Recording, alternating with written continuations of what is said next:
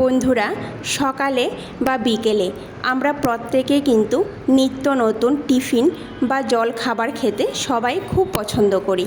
তাই আমি আপনাদের জন্য একটা জল খাবার বা টিফিনের রেসিপি নিয়ে আসলাম। রাধে কৃষ্ণ বন্ধুরা, আমি টুলটুল, আর এই টুলটুলের রান্নাঘরে আপনাদের সবাইকে স্বাগত। তাহলে চলুন খুবই কম তেলে এই টিফিনের রেসিপিটা কি করে তৈরি করছি দেখে নেওয়া যাক। সবার প্রথম আমি এখানে একটা বাটি নিয়ে নিয়েছি।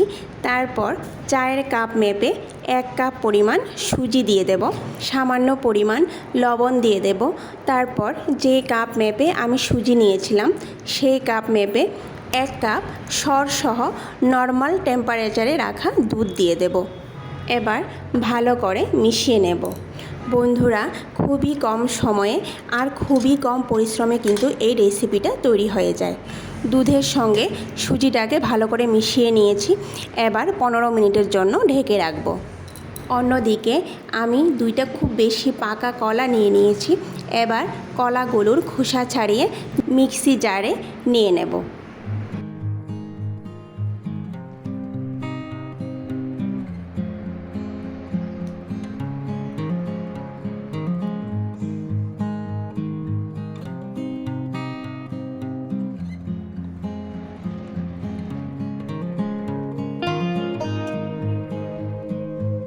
এবার আমি যে কাপ মেপে সুজি নিয়েছিলাম সেই কাপের 3 ভাগের 1 ভাগ রিফাইন্ড অয়েল দিয়ে দেব। আপনারা এখানে রিফাইন্ড অয়েলের জায়গায় বাটারও ব্যবহার করতে পারেন। সেই কাপের হাফ কাপ পরিমাণ চিনি দিয়ে দেব। এবার মিক্সি জারে ঢাকনা লাগিয়ে ভালো করে পেস্ট করে নেব। দেখুন বন্ধুরা, ভালো করে পেস্ট করা হয়ে গেছে। এবার আমি এই কলার মিশ্রণটাকে একটি পাত্রে ঢেলে রাখব। বন্ধুরা, খুব মিহি করে কিন্তু পেস্ট করতে হবে, যাতে কোনো রকম কোনো গুটলি না থাকে। এবার বাটিটাকে একটা সাইডে রেখে দেব। এবার আমি এই মিক্সি জারের মধ্যে কিন্তু সুজিটাকেও পেস্ট করে নেব। দেখুন বন্ধুরা, সুজিটা কিন্তু ফুলে দ্বিগুণ হয়ে গেছে। এবার এই সুজিটাকে মিক্সি জারের মধ্যে নিয়ে নেব, নিয়ে ভালো করে পেস্ট করে নেব। আলাদা করে কোনো রকম কোনো জল বা দুধ কিন্তু এখন ব্যবহার করব না। পরে ব্যাটারের কনসিস্টেন্সি দেখে দুধ বা জল ব্যবহার করা যাবে। সুজিটাও পেস্ট করা হয়ে গেছে। এখন একটা বাটির মধ্যে নিয়ে নেব।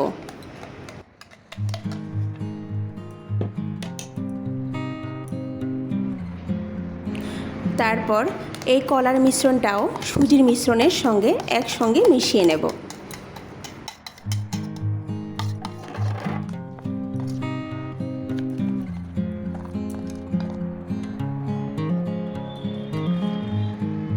দেখুন বন্ধুরা, ব্যাটার কিন্তু অনেকটা ঘন।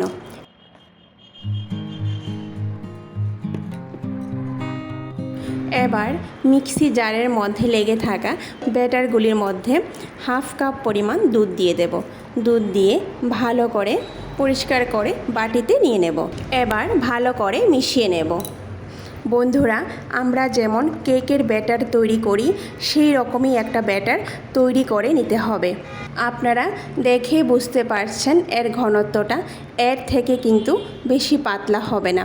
এই রকমই ব্যাটার আমাদের তৈরি করতে হবে। এবার সবার শেষে আমি 1 চামচ পরিমাণ বেকিং পাউডার দিয়ে দেব। বেকিং সোডা নয় কিন্তু বন্ধুরা, বেকিং পাউডার দিয়ে দেব। তারপর এতে 2 থেকে 3 চামচের মতো দুধ দিয়ে আবারও ভালো করে মিশিয়ে নেব। বেকিং পাউডার দেওয়ার পর কিন্তু খুব বেশি সময় ধরে মেশাতে যাবেন না, তাহলে কিন্তু এই রেসিপিটা ভালো হবে না। বেকিং পাউডার দিয়ে শুধু মিশিয়ে নেব। বেশিক্ষণ সময় লাগবে না বন্ধুরা, 1 মিনিট ধরে এইভাবে মিশালেই হয়ে যাবে। রেসিপি তৈরি করার জন্য আমাদের ব্যাটার কিন্তু এখানে তৈরি হয়ে গেছে। এবার চুলায় একটা প্যান বসিয়ে ভালো করে গরম করে নেব। তারপর সামান্য পরিমাণ তেল ব্রাশ করে নেব। আমি লাউয়ের একটা খোসা নিয়ে এর মধ্যে খুবই সামান্য পরিমাণ তেল দিয়ে প্যানের মধ্যে এইভাবে লাগিয়ে নেব। এবার খুবই সাবধানে একটা বড় চামচের সাহায্যে এইভাবে ব্যাটার প্যানের মধ্যে দিয়ে দেব। আর দেখবেন আপনা থেকে কিন্তু ব্যাটারটা ছড়িয়ে যাচ্ছে।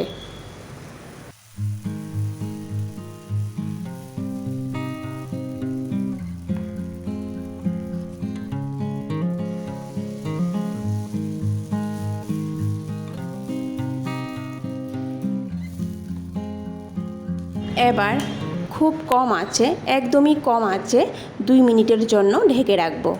2 মিনিট পর ঢাকনা উঠিয়ে খুব সাবধানে উল্টে দেব। বন্ধুরা, সুজি আর কলার এই রেসিপিটি কিন্তু আপনারা সকালে বা বিকালবেলা খুব সহজভাবেই তৈরি করে খেতে পারেন, বা বাচ্চাদের স্কুলের টিফিন বক্সেও কিন্তু এই রেসিপিটা আপনারা তৈরি করে দিতে পারেন। এইভাবে উল্টে দিয়ে আবারও কম আঁচে 2 মিনিটের জন্য ঢেকে রাখবো। মনে রাখতে হবে এই রেসিপিটা তৈরি করার সময় কিন্তু চুলার আঁচ একদমই বাড়ানো যাবে না, কম আঁচে তৈরি করতে হবে। দেখুন বন্ধুরা, তৈরি হয়ে গেল আমাদের জলখাবারের রেসিপি। এবার একটি পাত্রে নামিয়ে নেব। এইভাবে সবগুলো তৈরি করে নেব। তৈরি হয়ে গেল আমাদের সকাল বিকালের জলখাবারের রেসিপি। এবার আমি উপরে কিছুটা গুঁড়ো দুধ দিয়ে সাজিয়ে দেব। বন্ধুরা, আপনারা কিন্তু এইগুলিকে একটা এয়ারটাইট কন্টেনারের মধ্যে রেখে 1 সপ্তাহ পর্যন্ত ফ্রিজের মধ্যে রেখে খেতে পারবেন। ভিডিওটি সম্পূর্ণ দেখার অনুরোধ রইল। আর ভিডিওটি যদি ভালো লেগে থাকে তাহলে সবার শেষে লাইক, শেয়ার আর সাবস্ক্রাইব করে দেবেন। নমস্কার, আজকে এই পর্যন্তই। কথা হবে আবারও পরের ভিডিওতে।